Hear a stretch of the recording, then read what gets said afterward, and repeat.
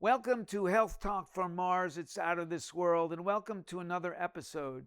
In today's topic, I would like to discuss an issue that's near and dear to my heart, and that is fiber.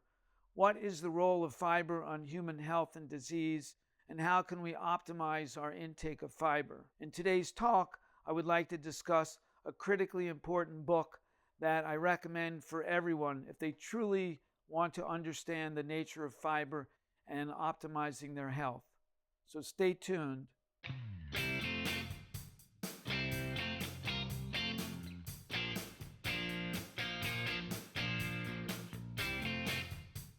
I recently reviewed the movie documentary What the Health.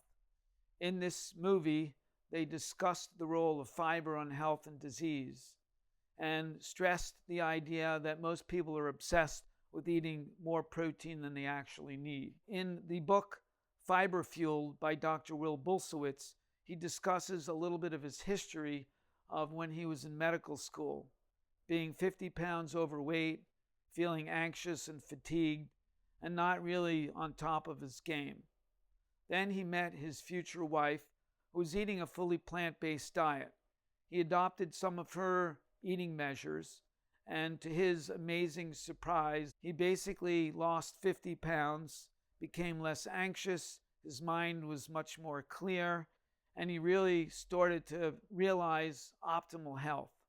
So I would like to discuss this book in detail and discuss three main points that this book presents. So without further ado, let's get right into those 3 points. So the first one I'd like to discuss is dysbiosis. What is dysbiosis? Dysbiosis is an imbalance in your gut microbiota or microflora. So your gut has an unbelievable amount of organisms. That is 39 trillion organisms. That's 10 times more bacteria than you have cells of your body. So dysbiosis is something that can be caused by a number of different factors. One, taking antibiotics. So even if you're not taking antibiotics, what we know is that animal foods, 80% of all antibiotics used in the United States, or 28 million pounds, are basically given to the feed of animals. So you're actually taking in these antibiotics when you eat these meats. The other thing to consider is that elevated levels of blood sugar increase the amount of Candida albicans, or yeasts that are growing in your gut. So right now, it's estimated that almost half of the US population is either pre-diabetic or diabetic, which is going to change this microbiota. So again, the microbiota, these are organisms that are found inside your gut. Other things that can cause problems are glyphosate. Glyphosate is an anti-herbicide that basically is used in genetically modified foods that we're all exposed to. So if you're eating these foods, which everyone is, you're getting a certain level of glyphosate in your diet that's causing your microbiota to be changed, not for the better, but for the worse. So what about these microbiota, and how do they affect your human health? What diseases are associated with a dysbiosis?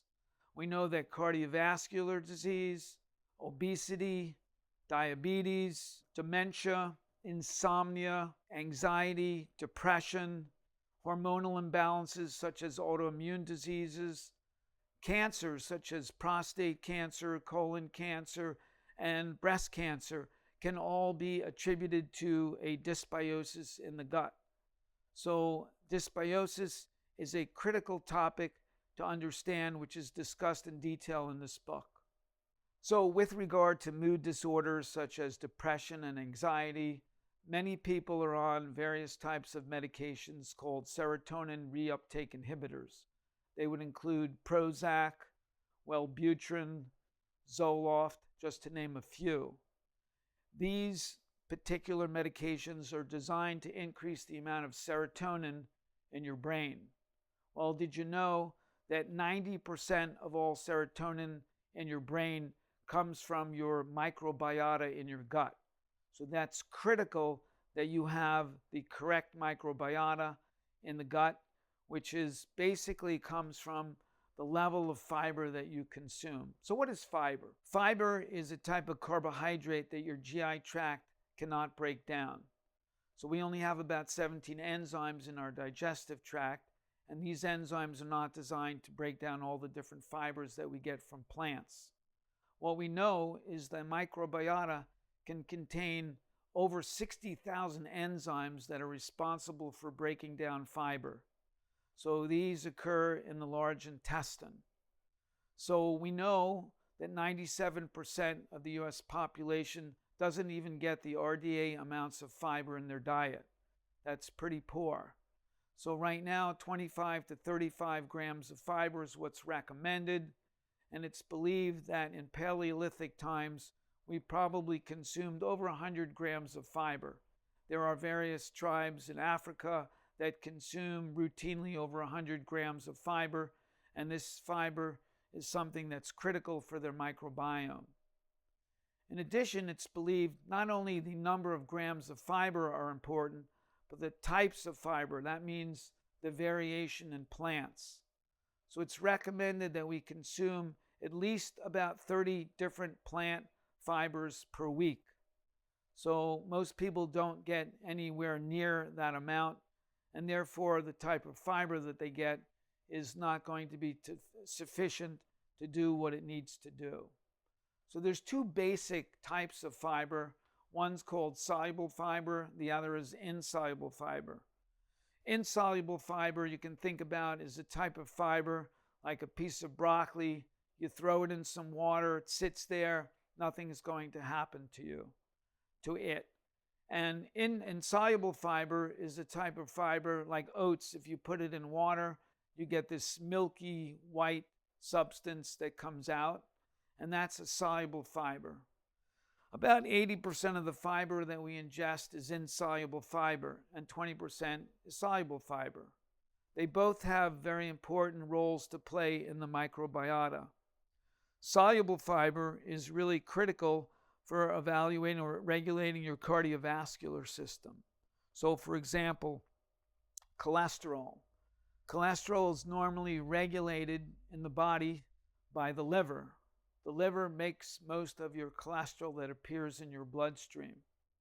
When you eat soluble fiber actually binds onto bile salts. Bile salts are particular compounds that are made in the liver and put into the gallbladder. When you eat fat, these bile salts are basically secreted by the gallbladder, goes into the duodenum in the small intestine and breaks down or emulsifies fats. Once they do their job, they travel down 20 feet of the small intestinal tract and get reabsorbed in the last 6 inches of the small intestine called the ileum. So in this part of the digestive tract, basically this is known as the enterohepatic circulation, where the bile salts return from the ileum back to the liver to be put back into the gallbladder. If you eat a lot of soluble fiber after the bile salts do their job at emulsifying fat, the bile salts are bound by the soluble fiber, and instead of getting absorbed in the distal ileum, they get excreted in the stool. The liver says, hey, what happened to the bile salts? And we need some more bile salts. We're not going to wait. We're going to make more bile salts. So what happens is the liver actually pulls cholesterol out of the bloodstream because cholesterol is used to make bile salts, and by doing so lowers your serum cholesterol. There's a drug, and drug companies have made billions of dollars because there's a drug that does the same thing as soluble fiber. But you can just do the same thing by eating enough soluble fiber. Okay, different types of fiber, as mentioned, those two basic types. But let's talk about the effect on prebiotics, probiotics, and postbiotics. Prebiotics are particular fibers that basically feed your beneficial microbiota. Prebiotics are basically organisms like Lactobacillus acidophilus and bifidobacter and Saccharomyces boulardii that inhabit your large intestine. Postbiotics are compounds that are produced by fiber that basically protect the colon against oxidation, against developing polyps, against developing cancer, also breast and prostate cancer prevention as well. And these would include acetate, propionate, butyrate, and fumarate. So these are short-chain fatty acids that are made by fiber that you get into your diet. So again, important to get enough fiber, to get a different type of fiber, and to make sure that you do all that in the span of a week's period of time. You can change your microbiota dramatically, even in a few days, just by eating more in amounts of different soluble and insoluble fiber. Incidentally, one round of antibiotics can alter your bacterial flora, your microbiota, for as long as a year in advance. As mentioned, diabetes, elevated blood sugar can also change your microbiota. Again, so it's really important that we consume a variety and enough grams of fiber to optimize your health. So the best ways to optimize your fiber intake is to do a count of how many grams of fiber you're getting in. As mentioned, we should be consuming in a week's time at least 30 different plant foods with different types of fiber. So one of the problems with eating a lot of fiber is it can cause a lot of gastrointestinal upset. So just as if you were working out with weights, if you jump in too quickly, you can get really sore afterwards when your body's not really prepared to do that. Same like fiber. If suddenly you introduce all this fiber into your diet, you may have a very difficult time and you may give up on eating fiber altogether.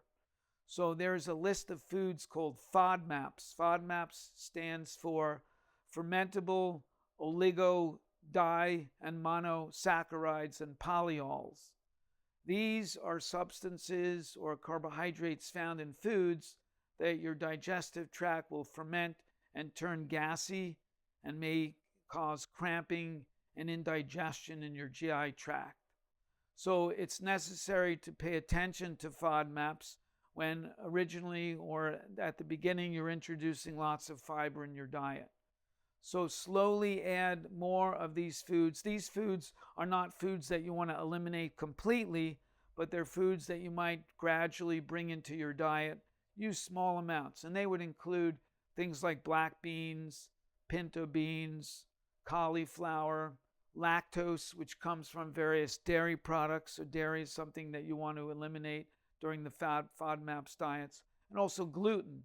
Gluten is found in such foods as barley, oats, rye, wheat, triticale, and a number of other foods as well. So these foods initially, you might want to eliminate them for a period of time, but don't eliminate them completely. Bring them back gradually in the diet as your GI tract gets more accustomed to this fiber. If this is the first time of hearing all this about fiber, I urge you to get a copy of Dr. Will Bulsiewicz's book, Fiber Fueled. I think this is a landmark book, and when I was teaching as a professor of nutrition, they used to call me Dr. Fiber because I talked about fiber a lot in all of my lectures. I urge you to read this book thoroughly. If you have any questions, I would love to be there to help you out, so leave comments down below and look forward to hearing from you. Thank you for joining us for another talk from Health Talk from Mars. It's out of this world. Over and out.